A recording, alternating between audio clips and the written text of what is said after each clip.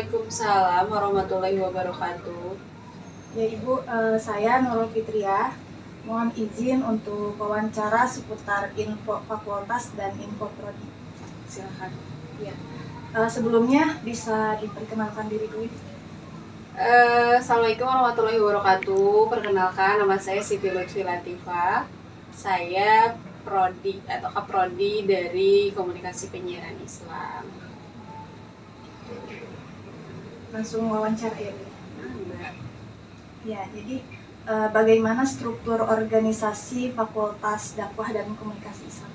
Kalau misalkan struktur organisasi Fakultas Dakwah dan Komunikasi Islam kan masih baru ya. Jadi untuk strukturnya itu sendiri nggak banyak sebenarnya. Cuma ada dekan Fakultas Dakwah, yaitu ada Bu Aminah. Kemudian ada kaprodi, yaitu saya sendiri. Lalu kami punya satu staf dan punya yang di laboratorium KPI ya, seperti kameramen, kru podcast, itu cuma ada satu. Apa manfaat dan tujuan Fakultas Dakwah dan Komunikasi Islam? Fakultas Dakwah dan Komunikasi Islam ini saya jelaskan secara singkat aja ya. Manfaatnya apa? Yang pertama pasti kalau dari segi aksi itu apa sih?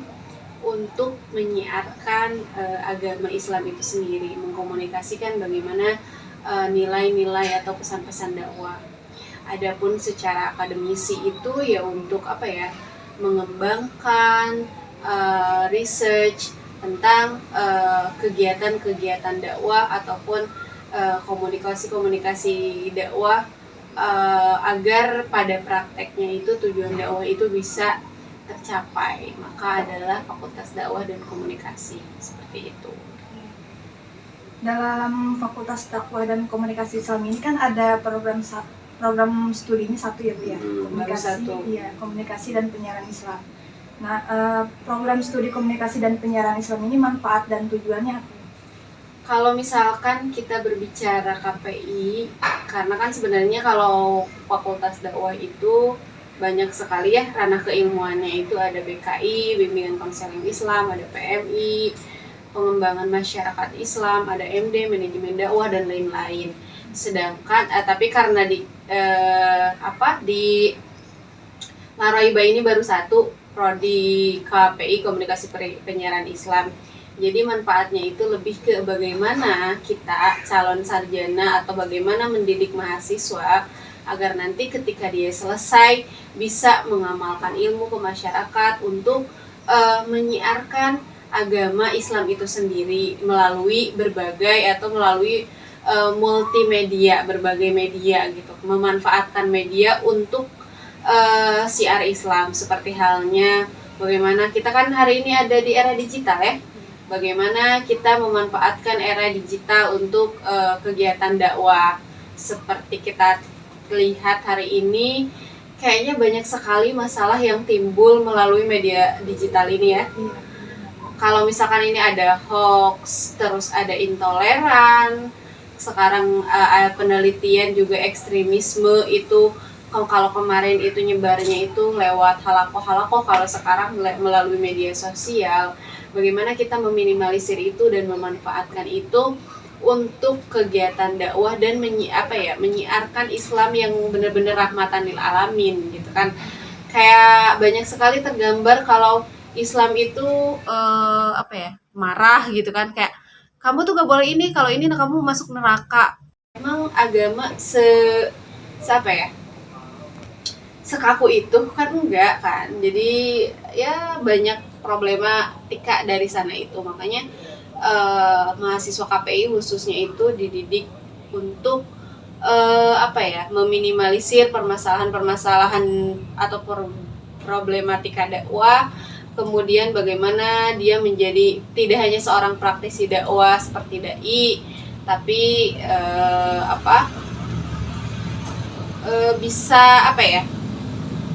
bisa